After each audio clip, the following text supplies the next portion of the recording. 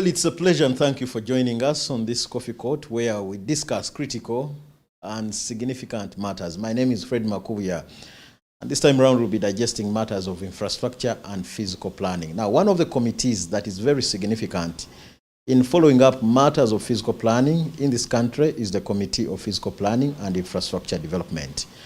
We digest matters with Honorable Kasolo Robert. He is the Vice Chairperson of the Committee of Infrastructure and Construction Department here at Parliament of Uganda. Honorable, thank you for joining us. You're welcome. Thank you so much. Okay. It's true that I deputize the Committee of Physical Infrastructure, which oversees physical planning in the entire country. Okay. We do oversee it, which is domesticated under the Ministry of Lands. We oversee it, and we do make sure everything is running very well as far as physical planning is concerned. Okay. I'm very privileged that I've been on this committee right from the 10th Parliament. Apparently, I'm one of the leaders. Issues of physical planning has been very prominent in this committee. We started with the Physical Plan Act, which is in place. We have moved on to see that we have, which brought in so many issues like the Physical Planning Board and so forth. We have also, of recent, made a law that the Physical Planners Registration, which is an act now, to regulate the physical planners in doing their work, when executing their work. We only have one issue which is lagging, is the National Development Plan. Last week when we had a symposium in Munyunyu, the minister who came, they were saying that it's before cabinet, that a few things, principles have been tabled and so forth. So we expect this country to have a national physical development plan. That's what is only lacking. So why has it delayed? Because you've been here, you were not the broom on this committee. Why the delay? It has delayed because it is something which is very comprehensive, a national physical development plan, which has all the plannings for this country. It has delayed, and indeed it is a pity that it has delayed, it has dragged, and the ministers have kept telling us it's before cabinet. Okay. After cabinet, it will be coming to Parliament for us to pass it as a Parliament. But we also complain indeed that it has delayed. But as far as we are concerned, as a committee, we have made sure we work on most of the laws that have come before our committee. Okay. And we have made our statement. Honorable, it's my pleasure that we are talking about urbanization, which connects to issues of physical planning, and good enough you've been around. In 2018, you approved the cities, 15 of them. Many of them have already begun operation. Let's talk about their performance in the view of how you've planned for this city as a vice chairperson. Of course, as urbanization takes root, are you aware that in the Physical Planning Act declared Uganda a planning area, the whole of Uganda to be a planning area? And you are aware that Uganda is one of the countries which is urbanizing at a rapid rate. Now, we are worried as a country that the country is urbanizing in an unplanned manner. You understand what I'm saying? We are together. As if you went down your village, you will find a small car trading center. Give it 2 years, you will find when people have started building and doing what have you. On their own, they are not guided. The buildings, the towns that are coming up are not guided by the physical planning. That's the danger. We are likely to have a country which has issues. Now, when it comes to these cities were upgraded, were municipalities. They were upgraded to cities. Now, the most important key factor that would be handled first And that makes those cities not to develop slums or spas. It would be the physical planning. So what's your role now as the vice chairperson? Now we have guided and we have really seen it by one, making sure these cities are well planned in terms of land use.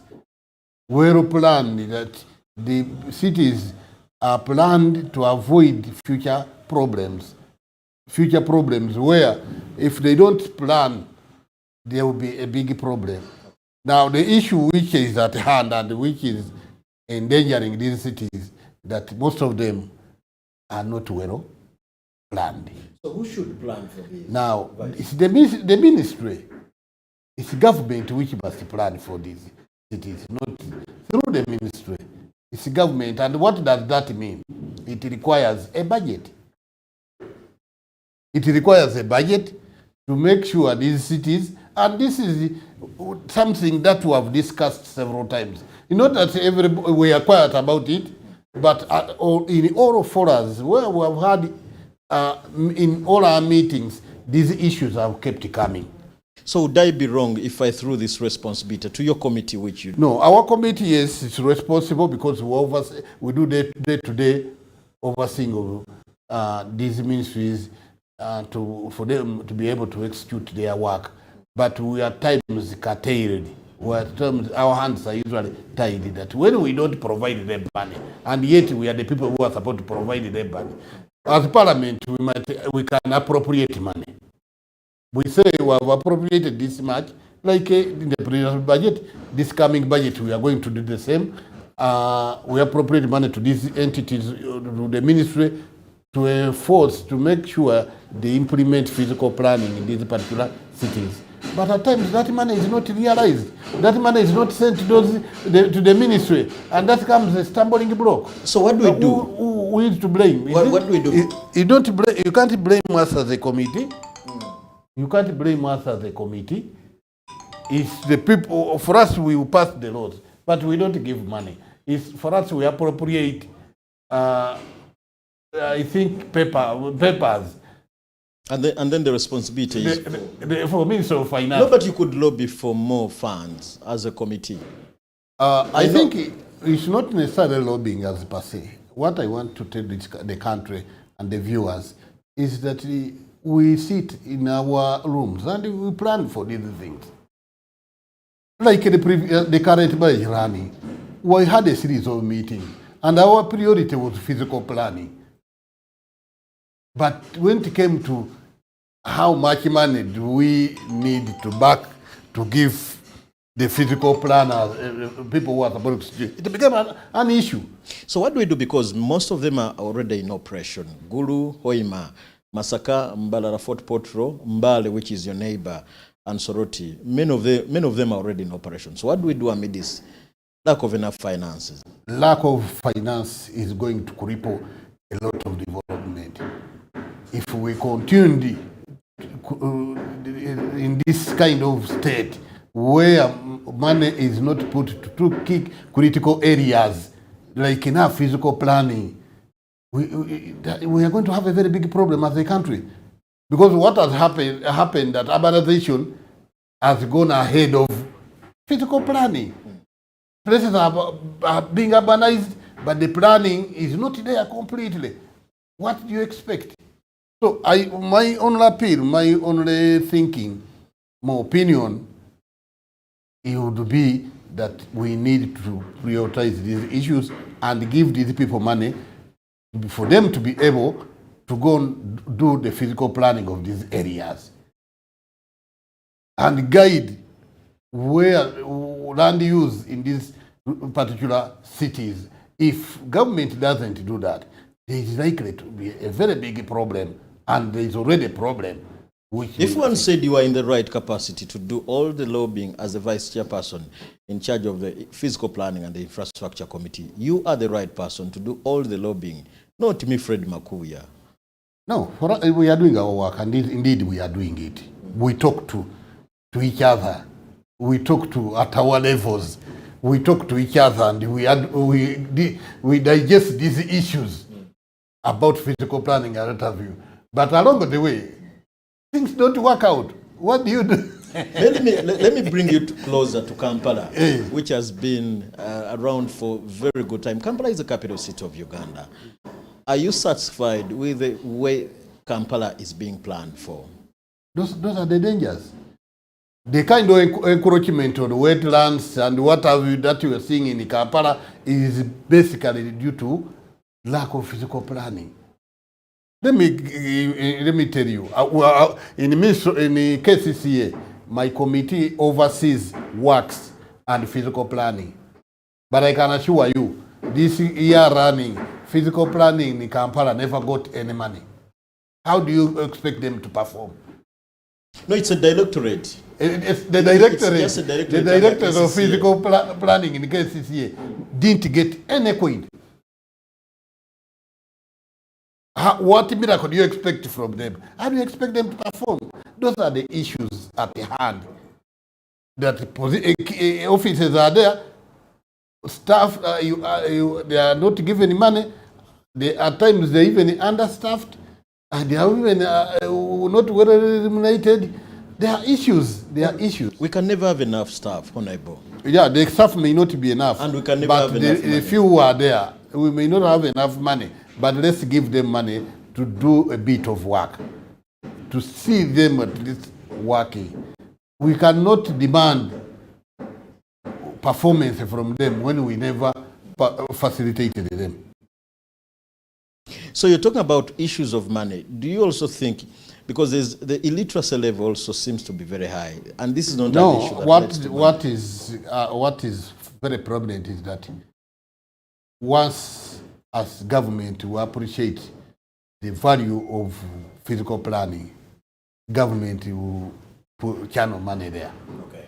Now there is a danger that at least I believe some of us we might have seen the value of, we know appreciate the value of physical planning individually, but the whole picture of government appreciating physical planning has not come to pass. Let's now talk about issues of now infrastructure. Research has it that over around 500 buildings are falling each and every other day. We have a committee responsible for this. KCCA has a fully fledged directorate for infrastructure. Every division has a physical plan. We see buildings falling on a daily basis. Now, those are issues that are still lingering around this committee. We have so many structures that are handling building standards and what have you.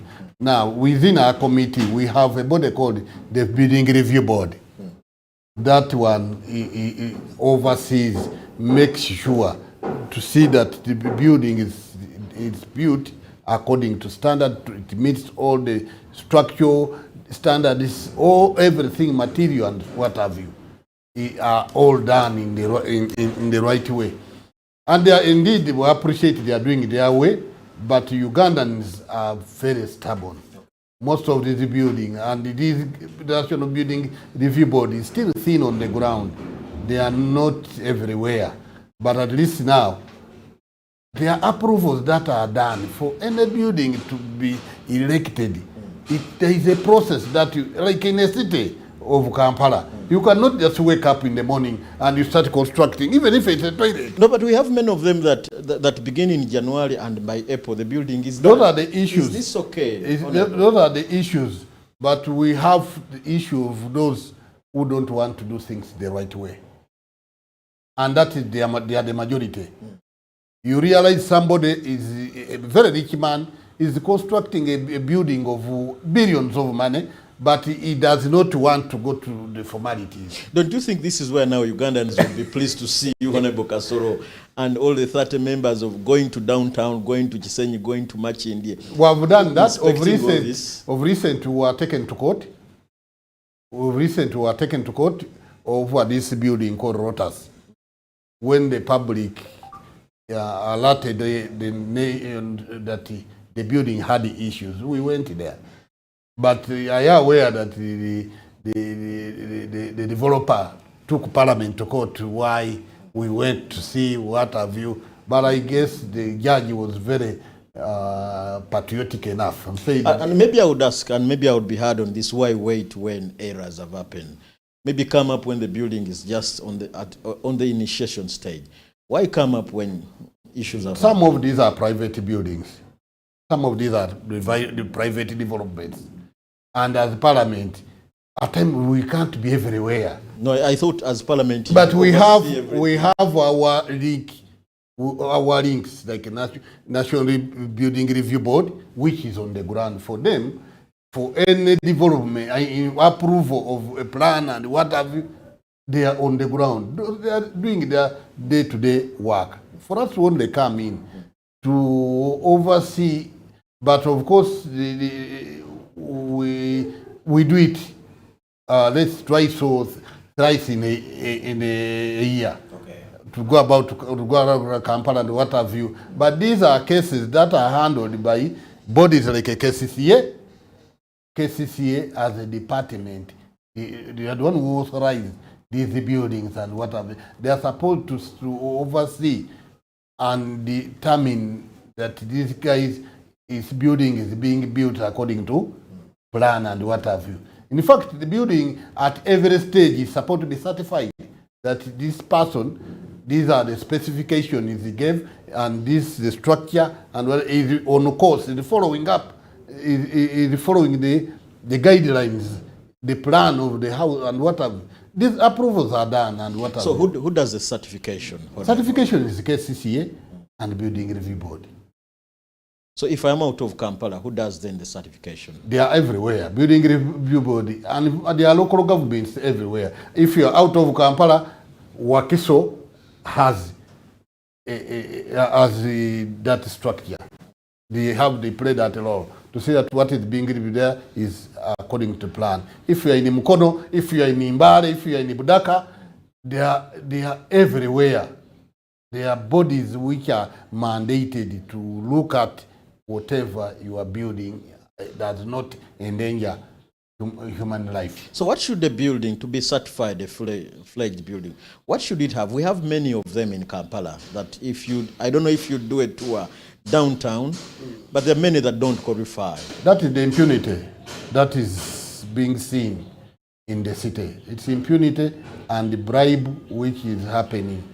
That's why we brought in these other bodies charged with that responsibility. But there's been a lot of impunity where people, you don't need to go through the right processes. You only start building and you start talking to those people with some small money as the building is going on. Meaning, how you are constructing, how you building look like, and is it to standard? It's not taken care of. And those are most cases, those are the buildings that have had cases. If you want those cases where buildings have collapsed, you realize one thing, that there were nobody was supervising it. So if there is impunity, do we continue in lamentation? Do we continue looking at issues? Do we let the building continue exist and cause issues? I just think we must crack a whip on people who don't want, because this is something which is to do with lives, saving lives and whatever. And most of the buildings, if you witness which have collapsed, have claimed lives. Even if it's one person, it should be something that has to be taken seriously. And that's why maybe the public would want to see Honorable Kasolo and all his team members make a visit, come to downtown and say this building is not in the right condition. We are doing that. I can assure you, as a committee, we drew up a program, and like we are supposed to move and go to see Nakivu Stadium, because this is something that is going to have Ugandans. We don't want to have a problem where a stadium collapses after completion. Okay. That's our role, to go and look at it with our technical people to satisfy whether it's building plan and it can serve the purpose. that is not a danger to human race. Now, it is all about impunity, but I tell you, we have good laws, we have very good engineers, we have everybody who can satisfy and make sure that this building is habitable, is suitable for human use. I personally know that if you are talking about urbanization, you're talking about Ministry of Lands, Housing and Urban Development. What does this ministry need to do to better issues of urbanization, issues of physical planning, issues of infrastructure? That means, first of all, I can assure you, as a person who knows what is happening in that ministry, there are issues in the ministry. That ministry has issues too. We are specific on issues of urbanization. Yeah, which one urbanization, there are issues of staffing. You realize you go to that ministry and you will find the commissioners, non-commissioners. But the people at that level are not, they cannot do day-to-day work. It requires other lower cadres who must do yeah, because I know Commissioner Pade, yes, Commissioner Pade keeps telling us they are understaffed. And I think this would be the recommendation you should be putting on board they are understaffed. As a committee. Yes, they are understaffed, and we have raised these issues in our boardroom, wherever, in our discussions. But once the implementers have not put into perspective, what do you do? Honorable, if we are to wind up this discussion of issues of physical planning and urbanization, what would be your parting shots? My parting shot is that to appeal to government of Uganda that physical planning is very fundamental. It's needed yesterday. We don't need to delay. That if not, this country is not properly planned, we are likely to have a very unplanned Uganda, which will be very disastrous to the future generation. So for us who are still living and who are in the position, it's our duty to streamline physical planning, land use in this country. Where there is a wetland, let's know the value of a wetland. Where there is all those natural features must be planned if we are to save this country.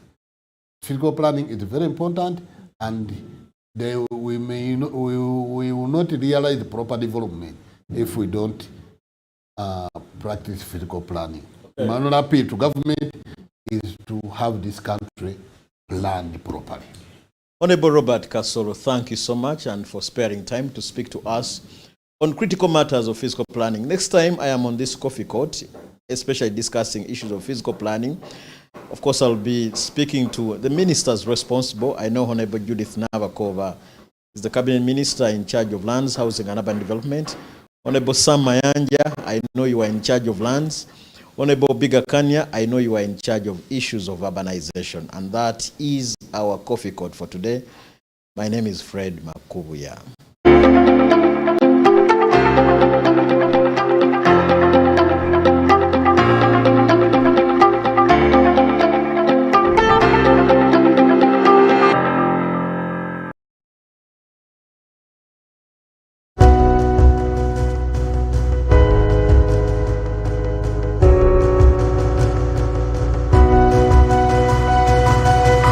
Smart 24, driving business.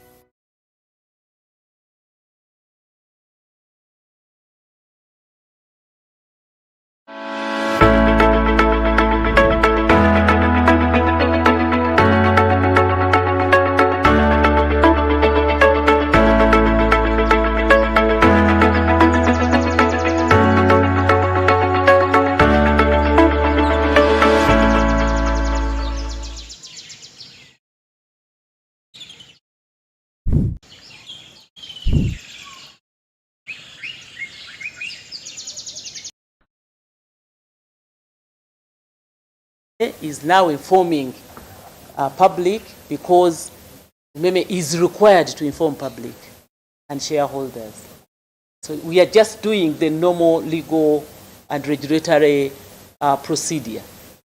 And we are working up to 20 25 in March, when the concession is coming to its natural retirement.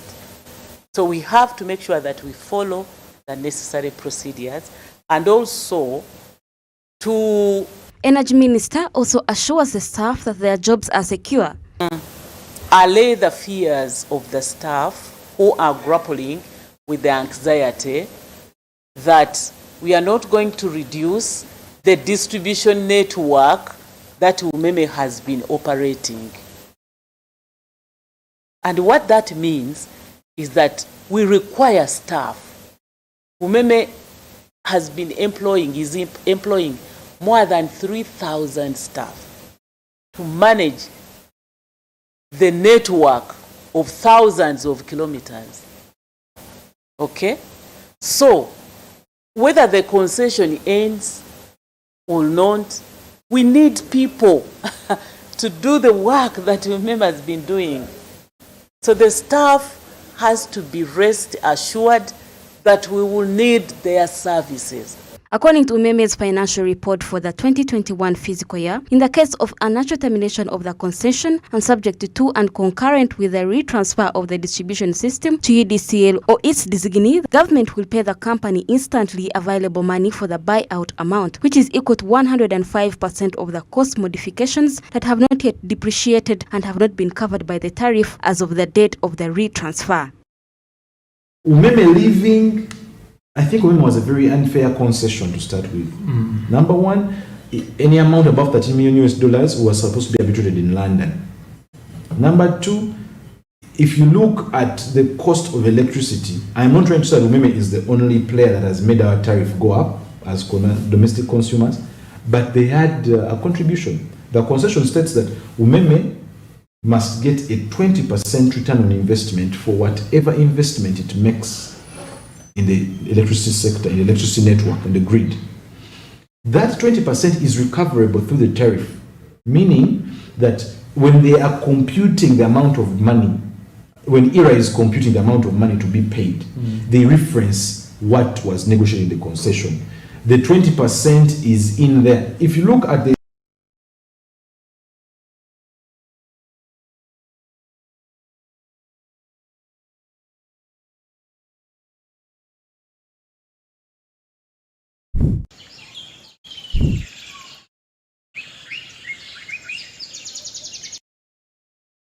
The output of coffee has increased extremely slowly over the past 15 years to remain at around 3 to 4 million bags, despite the fact that it sustains the income of subsistence farmers and has historically generated between 20 and 30% of Uganda's foreign cash. Uganda sold 276,842,000 tons of coffee in 2019. The demand for Uganda coffee has increased throughout the entire year of 2019, increasing by 9.783% over the previous year. Coffee exports fell by 3.54% between 2017 and 2019, bringing in $437.66 million for the exporter in 2019. We are already on target for the coffee export. The coffee roadmap foresees export of production of 8 million bags, and as the financial year closed, 2021-2022, our exports were 6.3. Our production had hit above the target of 8.4 million bags. So we are on track, but of course what requires extra efforts to meet the coffee roadmap. One is that there must be dedicated expansion of land. So farmers need to have seedlings for planting so that they meet the, we continue to expand the production. The coffee business was fully liberalized in 1991 and 1992 and is now wholly in private hands after decades of total governmental control of the sector. The Uganda Coffee Development Authority, which grades, liquors and classes all export shipments, is still in charge of export quality control. The last 6 years, we have moved the big segment of our coffee from the commercial coffees to specialty coffees. That is the way we should go. progressively, because once we have specialty coffees, these are very high-end coffees of high quality, of high flavors and aroma, which are traceable. These coffees attract very premium prices, almost 3 times the commercial prices. It is anticipated that an exceptional opportunity will arise for Uganda to fill the gap created by the increased demand for the high-quality fine robusta for which Uganda is famous. Good coffee from Uganda is distinct from other East African coffees and has a strong personality.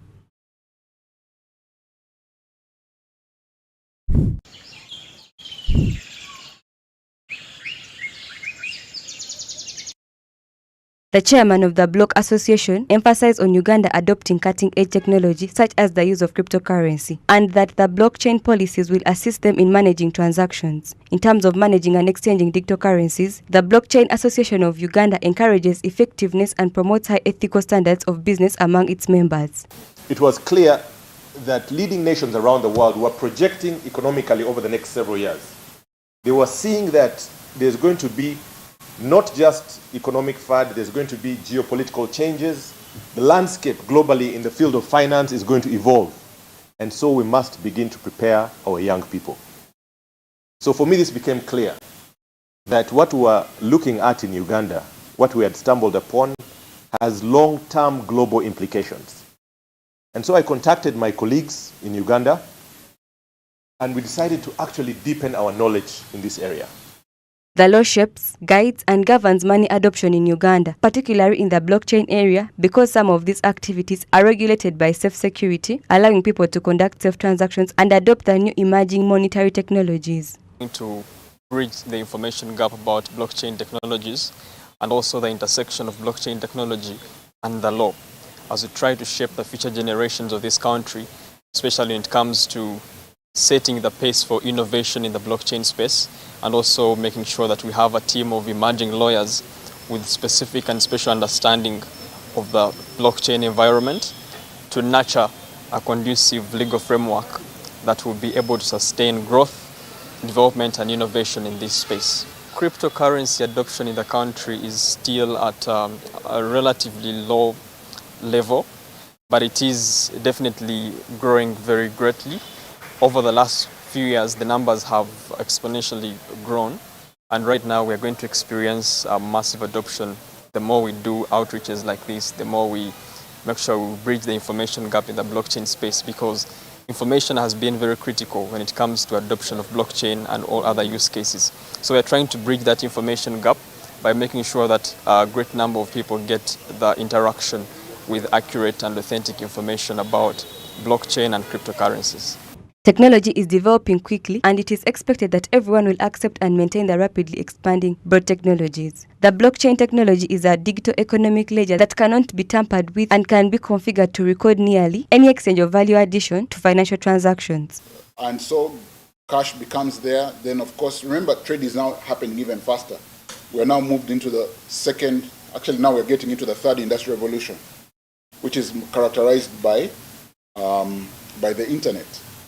And so now trade is not happening just by distance. Trade is happening in this thing called online. People are clicking here, money needs to move. I want my jewelry, I want my radio, my Bluetooth speaker, I want this, I want that, online ordering Jumia.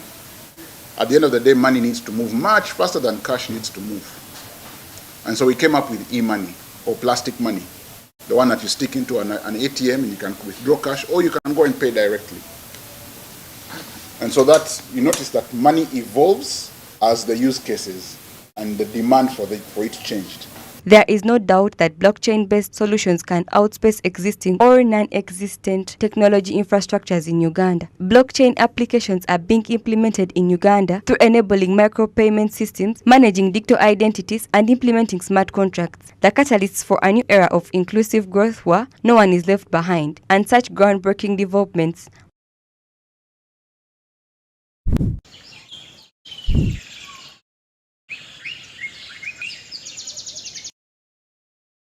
media houses will now be required to have interpreters for the different segments of persons with disability. Of course, because of capacity, because of resources, we can't do everything at a go. We shall start with the few that we can manage, implement.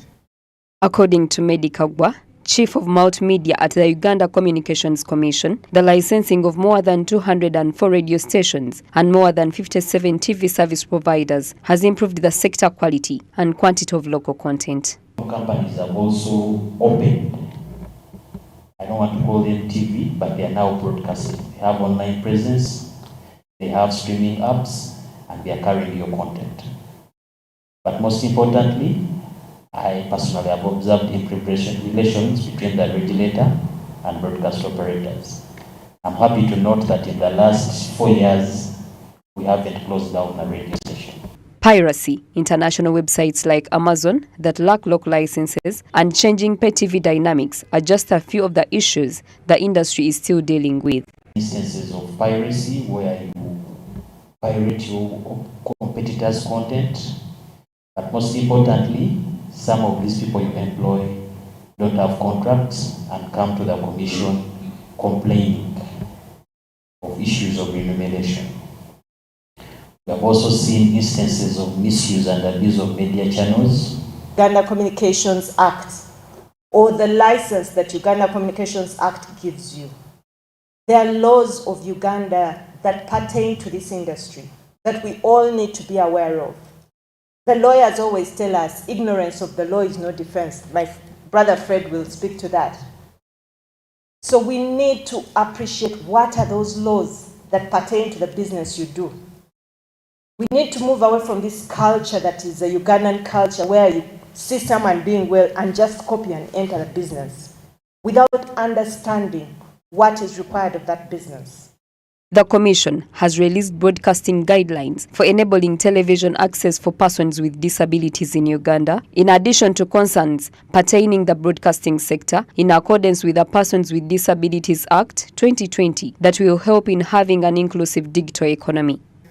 On the journey towards digital transformation, what we are launching today is only a small part. We associate with ourselves with the comments already made here that let us all sign up to this phenomenon journey we are beginning today. It is actually a requirement in Article 35 of the Constitution and the Persons with Disabilities Act 2020. Interestingly, many broadcasters don't know this act exists. Persons with disabilities received a 13 billion grant to be used for income generation. They have, however, requested the government to be given the opportunity to take part in the parish development plan. The ministry every year releases over 13 billion Uganda shillings as a grant to persons with disabilities at the sub-county level. So a group of 5 people and above can apply up 5 million Uganda shillings. And this grant is used, they have to use that money for income generating activities as a bid to ensure that persons with disabilities equally are in the money economy that we are anticipating soon.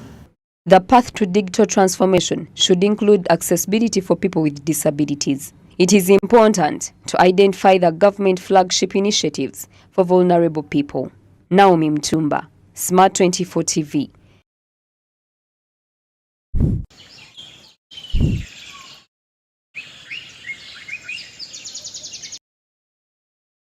The 11th Parliament got off to a tragic start when its Speaker Jacob Oulanyah passed away. Despite this, the Parliament continued to function admirably, passing 23 bills in a single year. Legislators claim that while it is the government that is hindering their work, Parliament has done its share in terms of legislation and appropriation. So for me, the 11th Parliament has been a people parliament, and we are looking at how best can we ensure that we boost the livelihood of Ugandans. However, I was disappointed with the government programs, the parish development model, the game changer, the magic blade, the transformational program. It has failed to kickstart. Yes, it was passed, and remember, as the opposition, we gave an alternative. We did say that this is not the best the country can give amidst the challenges of COVID. So I'm so disappointed that COVID-19 as a program that replaced WEP, youth livelihood, has failed to kickstart. Local governments were given money and they were stopped to use it. Because it's a duty of every member of parliament to ensure that at least they try to see that there are certain projects which are taken to your constituency to empower the community. But you may have a very good project, but when it comes to the funding, especially from the central government, that's where the challenge comes in. So we've tried. I wouldn't say that we've done our best, but we've tried, given the prevailing circumstances. Honorable Kefa Chwanuka, the head of Finance Committee, believes that the committee has successfully carried out a number of initiatives to ensure that the Ministry of Finance fulfills its mandate with regard to oversight responsibilities for financial planning and economic development. We've carried out a wide range of activities, and as we're speaking now, we are concluding reports on tax expenditure. We are concluding reports on the budgeting process and whether the ministry is fulfilling the aspirations of members when they do the appropriation, when they pass the Appropriation Act. Kefa also stresses out that with over 12 bills passed in the finance sector, he is satisfied that his committee has done a tremendous job this year. Over the year, we've achieved an unprecedented 11 bills, actually 12 bills in total, which we passed, including the tax bills, and then the anti-money laundering bills, which we passed, and of course even other bills like the Public Finance Management Bill. Moving on to the agriculture sector, which is the foundation of the nation's economy, Janet Grace Akech Akorimoy, the chairperson of the Agriculture Committee, told us that the committee has accomplished a lot and that it is because of them that the trial vaccines for the anti-ticks started, though they have not yet received the one for foot and mouth disease. We are very proud that with the support that we gave the livestock sector, especially Naro, for the first time, they have been able to produce trial vaccines, anti-tick vaccines, and that was launched about a month ago. Naro is also in the process of producing trial vaccines for foot and mouth disease. They are also in the process of producing anti-aflatoxins. All that was with the blessings of the committee and also support from Parliament. According to Janet, the 11th Parliament has been very supportive to the committee. However, as a country, there is need to increase agricultural mechanization to help farmers increase their productivity. It was with the blessings of the committee and also support from Parliament. Otherwise, what we advocate as a committee is agricultural mechanization to increase production, large-scale production, as captured in the agro-industrialization objectives, Objective 1, of increasing production and productivity of agricultural products. So we are blessed that today we had a major function where His Excellency the President commissioned the distribution of tractors and other equipments that are meant to support large-scale. The work of both speakers of the 11th Parliament has received praise from Ibrahim Semjunganda, particularly with regard to time management. He does, however, raise concerns about the haste in which several bills were approved without full input of stakeholders, and he claims that this is the reason the President has not signed many of the bills enacted. Issues of governance, I think this Parliament is hesitant. When you speak about Museveni, and his government and overstay in power and messing up with the country. The moment you speak about Museveni's son, they can even grab you from your seat. So on matters of governance, constitutional, this parliament is hesitant. But on bills, in one day we passed 7 bills. I had a minority report to complain about the procedure that had been adopted, but they passed them. When it comes to budget, whether you processed it properly, it will be passed. And there is also a general improvement of timekeeping. Under Kadaga, this parliament used to start at 5, at 4. And they tell you that the speaker is still meeting Samba Soga in our office. And that's why for me I think young people need to be entrusted. The 2 speakers are young people. You will see them coming to parliament on dot. Sometimes even the MPs are not there. Maybe they learned from Oranya, because Oranya was such a good timekeeper. So therefore, in terms of keeping time, in terms of transacting parliamentary work, in terms of a relationship with the MPs, I am satisfied. In terms of the quality of the work that we do, there are still questions. That's why most of the bills are being returned by Museveni. Members of the 11th Parliament from both the opposition and the ruling party do agree that actually the 11th Parliament has performed very well in just 1 year and a half. With over 23 bills passed, the President has not assented to more than 5 bills. The question is, why is it taking so long for the President to assent to these bills?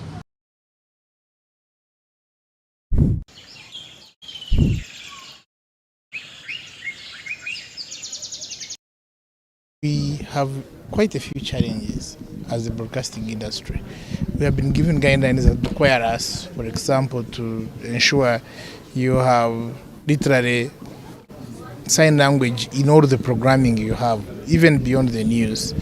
The problem is it adds another cost to the cost of running TV as it is. So with that, we already have a problem with the economy squeezing us. So most media houses are laying off people and letting people go and merging roles and all. So it would be very difficult for us at the moment to continue hiring new people. So that's a big challenge. So our hope is that we can be allowed to, yes, implement this, but implement it gradually.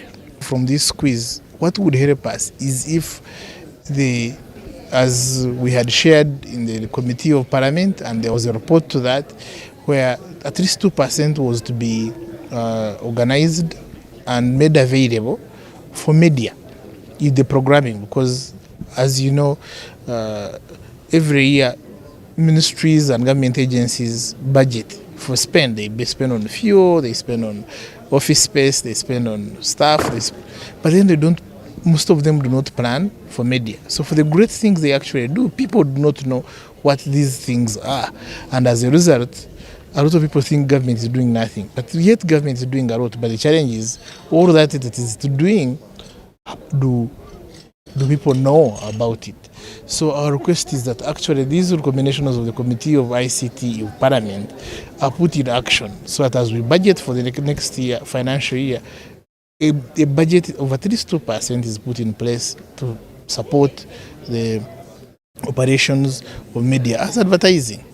Yes, we offer free media, which is an obligation we made as an NAB to government of 1 hour per week. But at least in addition to that, they should do regular budgeting for media and communication. Now, we are given licenses as free to air for TV, free to air. But then the carrier, which is Signet, does not have the capacity to carry us across the country. So then you are left with a white elephant. You pay the license on free to air, but then you again have to go and pay TV channels to be able to carry you, which makes the cost double, because the license for free to air is around 2,400. You the license for $2, and the license for the hybrid license that allows you to then go the other side, to go on other satellite channels, is $40,000. That's in Ugandan terms, that's over 120 million. So honestly, that's a huge cost. And then every month, in addition to paying 12 million for free to air, which is not going anywhere really, you again have to pay the other media houses an extra 3,000 each to carry you. That's huge. That's an extra cost for something which, if government was able to finance the free-to-air signet to be able to carry us, then we didn't have this challenge. So it's one of those things that we think maybe it should be fast-tracked and maybe we are enabled to, run properly. The license, as of now, the licenses recently, I think 3-4 years ago, were almost tripled because radios were paying around 1.5 million, 3 million, now they're paying around 15 million per annum. And most of the stations do not make that kind of money. So it would be good if we are not saying, okay, take it away, but at least make it available at an affordable fee and also allow us to pay maybe quarterly.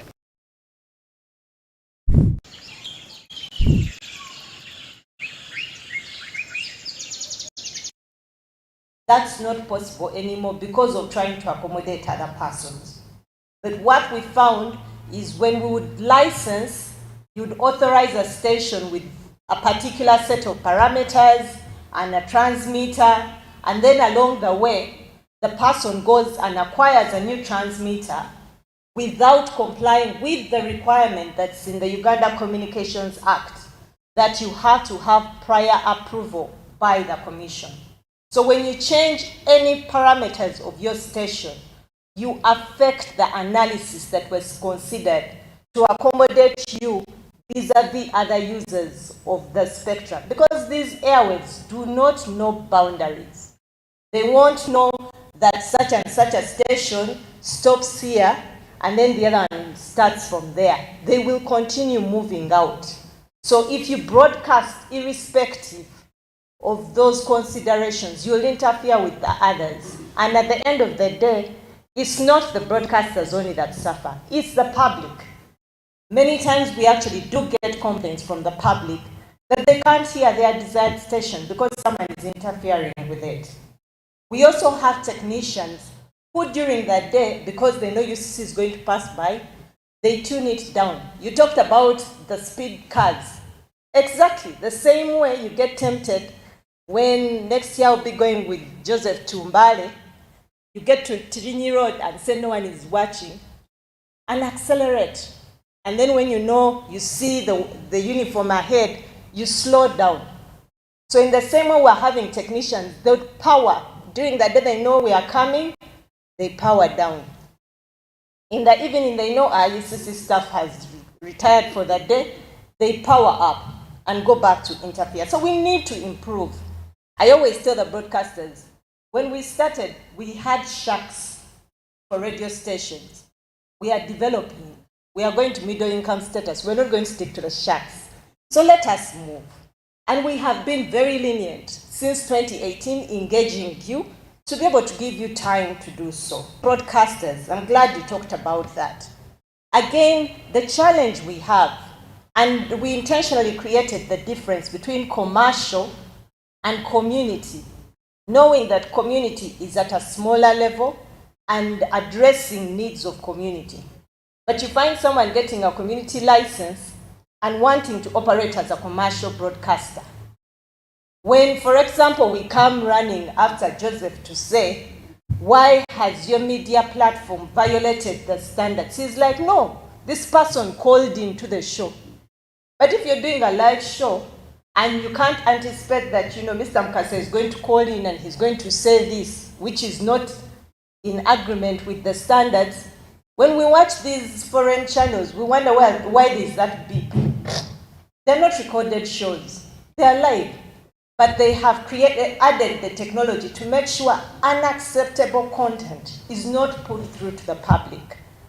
And what we're saying is if you want to do some of these types of services, if you want the traditional broadcasting, we're not disturbing you. But if you're going to have live interactive shows, put in place the protection that ensures you protect the public from that content that has been refused by the law. The guidelines, I'm glad you're saying that it's not that we don't consult, but you're feeling we don't give you time. That's a law, so it is not us who did the consultation. I know there were some consultations done. Was it sufficient? Maybe some don't. important to know, even in consultation, even with us, not all our views were taken on board. So yes, we continue to advocate and encourage consultation, perception, interpretation. Many of the acts, because again, many of us look at it in, I might fall victim, but we don't stop to look at what else is it curing. I had some female journalists here. A common issue you will find. You dare to talk. Social media can insult. My God, the words they use. So for some of us who are faint-hearted, when you take out your head like this and they give you those words, you will certainly never open your mouth. But it is the country going to lose out. When we talk about bullying, harassment, I have a case where a mother lost a child and someone has instead gone on social media and put a video about her pain, making it sound like it's her fault. She's grieving, honestly. Are we going to say that's freedom of speech? This is where we need to put into context. So, whereas all of us are fearing it's going to get to me, why are you scared you're going to be doing wrong? So even in terms of the implementation, we are anticipating what the interpretation will be. We can continue to hope that the interpretation won't be rudimentary as in the English as it speaks. Because many times, and many of these laws have been in place, and some of the provisions were not cognizant of what they said. But when the fines got heavier, they caught our attention. I think it is also important for us to accept. Guys, we're talking about in 1 week that has 7 days, and each of those days has 24 hours. You're to give government 1 hour of those 7 days, the 24 hours of each day in 7 days. Only 1 hour over a whole week. We agreed that yes, government will budget. And guidelines have been put to improve that utilization of the 1 hour. You're giving back. It is like a first CSR, yes, but it was something that was agreed by the industry then. The same way you have contributed to COVID and Ebola. And we're saying, let us make sure that 1 hour is rationally used, not to dodge expenditure, but to help the public know what services are there for them, to help the public participate in the development of this country. So we need to put that one in context. But yes, the recommendation for budgeting was done. This is still under consideration. Mr. Ofono-Opondo earlier talked about the review of the laws that's being undertaken, and Medi spoke to it as well. One of the things that's being looked at is this matter, because it is not a simple get the organizations on split. There are other considerations to be made in terms of how do we rationalize government infrastructure as a whole, and other considerations. So even benchmarks are ongoing, and I'm sure another consultation will be held with the broadcasters. Per quarter, I think we've been very friendly in the last 2 years. I'm sure most of the broadcasters in this room will tell you we have been more than accommodative in making sure we appreciate economy is everywhere. And yes, we are also reviewing it to make sure that we foster rather than inhibit the development of the industry. 3,000 to be carried. To update you, we have an ongoing study by Uganda Communications Commission where we are looking into the carriage fees due to repeatedly getting this complaint. It is partly due to the historical situation we had. Those additional platforms were not going to be required to carry, actually not going to be allowed to carry content of these other channels. They were only to address their premium channels. But we did not have sufficient coverage as a country. So they were allowed that if you go to them and agree on a carriage arrangement, you will be carried. But the rates are being reviewed to determine whether they are indeed exorbitant, unreasonable, and we shall be getting back to you. When you look at the register, the numbers are actually all registered. What is happening? one of the scenarios, who has ever lost a relative and reported to the operator that my relative passed away? In many cases, we simply pass on the SIM card to somebody else to use. We also had a very unfortunate incident or practice we found during COVID, where people are paid very little, even as little as 5,000 and 10,000. Or even sometimes just asking, because we are very kind people, help me. I don't have an ID, help me register. So when you then follow up that person does not know where this other person who they registered for the SIM card is. So you will find the KYC is there, which is know your customer information, but it's not associated to the actual user of the SIM card. We also had a problem where we had rogue agents. The industry grew, we got secondary, so the operators outsourced to agents to bring the services closer to the people. Now, there is no due diligence that says you're able to check someone's integrity. People think business. And what was happening is we started with rogue agents who they'll tell you her system hasn't worked. You need to register again, give me your SIM card. Meanwhile, even the first trial was actually successful. So they register under the table, put the SIM card aside, and then give you the correct, authentic registration. So that's why you see the operators introduce that requirement to put your SIM card on the side of your head when you go to register. And that's why UCC also introduced the requirement on biometric, so that someone does not register in your absence. Otherwise, before they would use the historical data they collected from you when you registered and register somebody else. The last common thing we have is the theft of phones. So someone, the bypass, their phone is stolen, they're like, I had registered it in somebody else's name, so now being able to prove that it was in my name, you just leave that one, so you don't report it. Now when a crime is committed and they check and see that's your KYC, they come follow you, you're like, that phone was stolen, did you report it? No. So those are the challenges that are being exploited by the Bafere. But importantly, each of us needs, and broadcasters, this is where we really need to ask you to give back to your communities. Help them guard against fraud. The reality is this Bafere issue is not just here. As we are going digital, this is the reality of the digital world.